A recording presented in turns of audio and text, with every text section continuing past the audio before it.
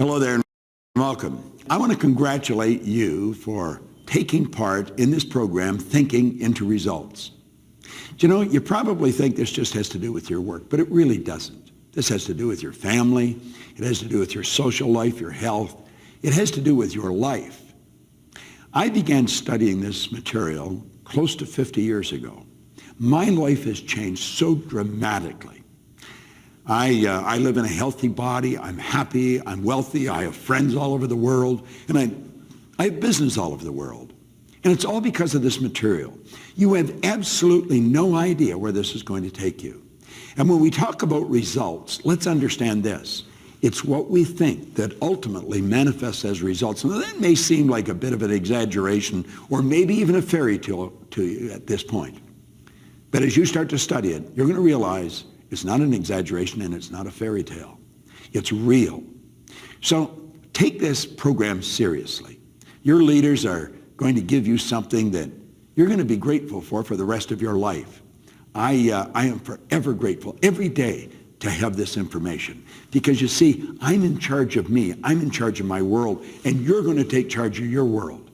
You'll no longer be a victim of circumstance or a victim of any kind, because you're going to take responsibility for your life and the results you get. We never have to blame. We never have to look at anybody else. And we are in control of how we think, how we feel, how we act, and therefore the results we get. You're going to start loving how you spend your days when you've got thinking into results in your pocket and in your mind. Enjoy it. Hello, I'm Sandy Gallagher, your partner on this journey, Thinking into Results. When I first met Bob Proctor, I was already a successful business attorney, and I thought my life couldn't get much better, but it did. My life has expanded dramatically. I've learned a lot from Bob since we first met. He got me to shift my thinking and see the relationship of my mind to my behavior and my results. Bob Proctor is widely considered one of the greatest teachers in the world on the topic of human potential and growth. He's worked with many of the top companies around the world, from banks to airlines to insurance companies to computer giants like IBM. Working with Bob generates phenomenal results. One of the most valuable concepts that Bob taught me is the importance of setting goals. Not just any goal, not a goal you know how to achieve. I'm talking about a goal, a dream, a vision, something you think, something you know, in fact, is beyond your experience today. Because the true purpose of a goal is to help you grow in your awareness of yourself and of your team. What are your dreams? What are your aspirations? What are your goals? Let's see how you can begin thinking in a new and powerful way and begin discovering your true purpose in life. Are you ready?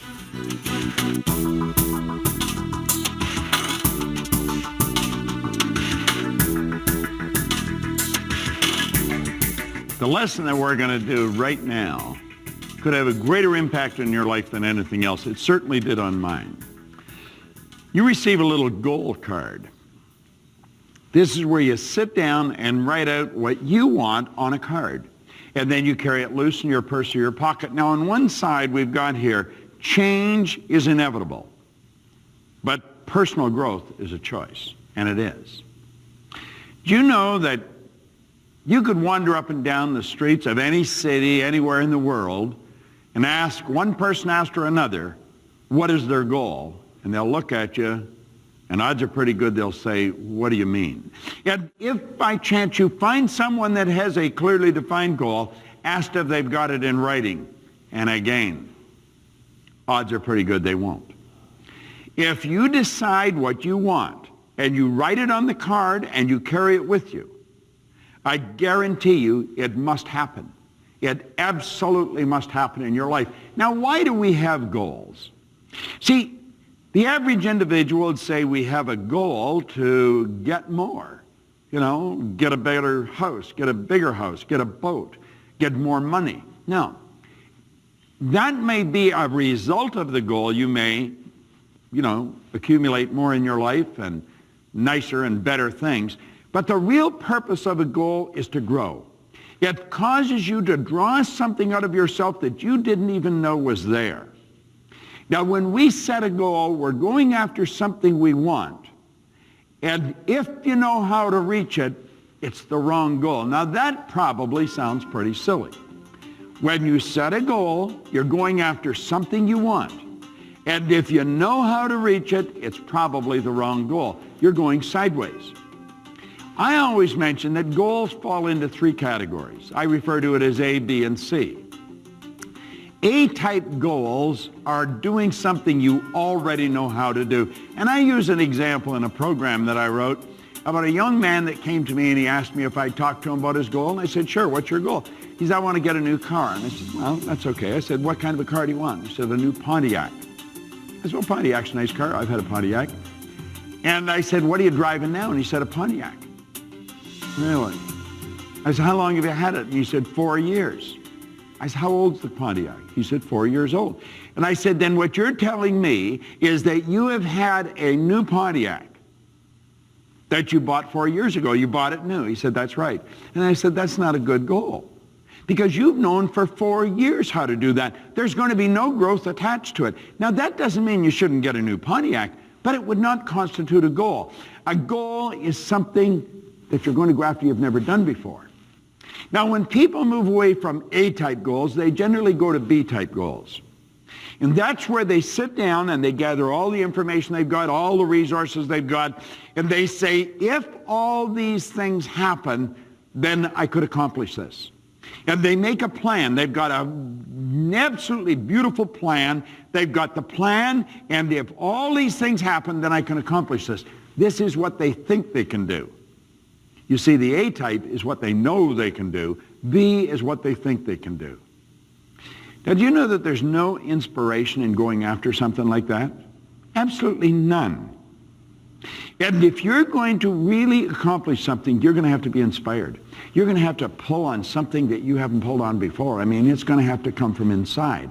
See, people go after B-type goals. They get going and they get bored. They're not inspired. And so they quit. They give up. Now, the C-type goal is wants. And what you want, I'm talking about what you really want. Most people say, I don't know what I want. I don't believe that. I think you do know what you want. I think you're rejecting it before you give it any serious thought. To decide what you want, you've got to sit down and totally relax. And then you have to let your imagination wander. When you're going after wants, you're dealing with fantasy. See, the one, you're going after what you know. The other one, you're going after what you think you can do. And the wants is fantasy. Now, we have been conditioned as kids that fantasy is just for little kids. You don't fantasize. You've got to know how things are going to happen. But you see, you and I are the only creature on the planet, so far as we know, that can fantasize. Ed Hillary fantasized that he would stand on top of the world and he climbed Mount Everest. The Wright brothers, a couple of ordinary bicycle mechanics, they fantasized they'd introduce us to a new kingdom, and they did.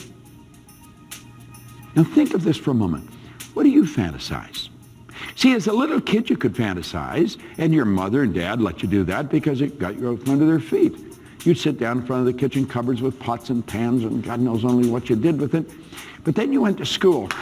Bob, pay attention. You see, your mind's wandering. Will you quit looking out the window and listen to what I'm telling you? And you see, we'd get punished, and pretty soon we stopped fantasizing. We put our imagination away, and we stopped using it. Do you know, Napoleon Hill said the imagination is the most marvelous, miraculous, inconceivably powerful force the world has ever known. Don't you find it strange that we have great, huge companies, big multinationals, with small creative departments? We have people wandering around and say, well, I'm not really creative. Writers are creative, musicians are, but I'm really not creative. Everyone is creative. Creativity comes from the root creator, which is within. Everybody's creative. It's a matter, are you expressing your creativity? Well, don't let people steal your dream. When you sit down and decide what you want, you won't know how you're going to get it. The fun is in finding out how you're going to do it. When I set a goal, if it doesn't sort of scare me, I know I'm on the wrong track. See, if you know how you do it, you're going to go sideways.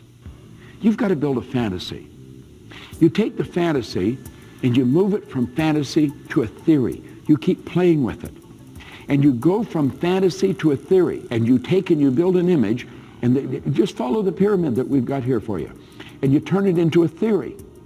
Now that is when we're giving our fantasy some serious consideration. We're starting to use our reasoning mind, and we're starting to give this some serious thought. Now before we can turn the theory into a goal, we have to ask ourselves a couple of things. Am I able to do this? Am I able? Well, if we believe everything we've been taught by both science and theology, the only two sources of reference we have to go to, we have deep reservoirs of talent. We have infinite potential. Absolutely, I'm able. I don't know how, but I'm able. The second question we have to ask, am I willing? Am I willing to pay the price? Am I willing to do what I have to do to get to where I'm going? See, Ed Hillary had to go to Nepal in 1951, in 1952, and 1953. No one had ever been to the top of Mount Everest. Everyone in the world told him it couldn't be done. Anybody that tried died. But he kept going back. He was willing to do whatever was required, and he got to the top of that mountain. Have you any idea how those two young bicycle mechanics, the Wright brothers, were ridiculed? Told to quit wasting time? Have you any idea how many times people laughed at Edison when he said what he was going to do? He was going to make this incandescent light. Do you know he failed about 10,000 times? He was willing to do that. See, failing at something doesn't make you a failure. You're only a failure when you stop. You could ask, am I able to do this? Yeah, I'm able. Am I willing? Yeah, I'm willing. I am willing to pay the price. At that second, your theory turns into a goal. Now, as you get emotionally involved in the goal, you're going to find that your emotional involvement is going to change your behavior. Yet you're going to find as your behavior changes, the results start to change. And your theory turns into a fact. And once you reach the goal, it turned into a fact. That puts you in a position to build bigger and better fantasies. Now, let's back up a bit. How do you decide what you want? See, that's a pretty big idea. You've got to sit down as an individual and start writing all your wants down. Make it a shopping list. See, I think there's two goals people should have. They should have a personal goal, and then they should have a corporate goal. You might want to sit down with your peers in your department and say, what could we accomplish in this department? It could be the sales department. It might be, as a group, collectively, take the sales to a point that would shock the executives in the company. It could be in the machine shop. Let's make this place the most effective machine shop in the world. It could be in the accounting department. Let's make sure everything's right on tap. They're goals. And as we work towards them, we unify our energies. We work together, but we're working towards a point. See, when people are working towards something, they're alive. If they're just working, they don't have any fun. So we've got to sit down and we've got to decide, what do I really want? And start to make a list.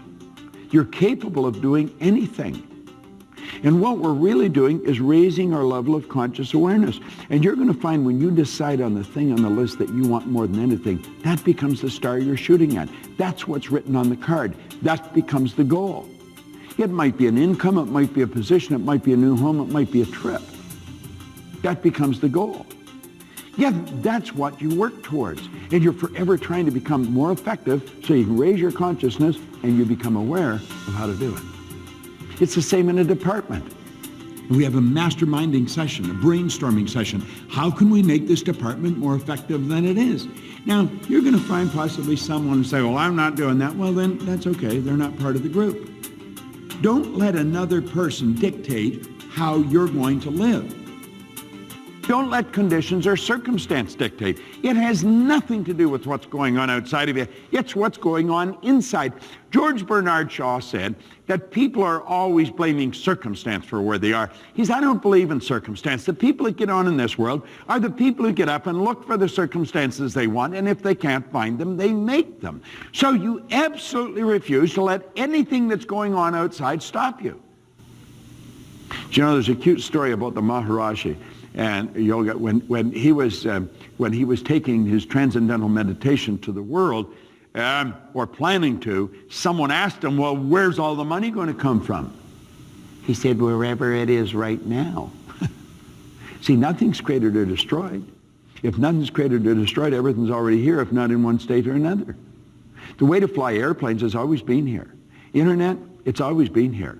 We just weren't aware of how to do it. And as we raise our conscious awareness, we've got it. Nothing is created or destroyed. All science and all theology have taught us that for years. Now, when we really start to understand that, we live in an ocean of motion. We're living in a constant evolution of change. But remember when I said personal growth is a choice. You've got to have a goal.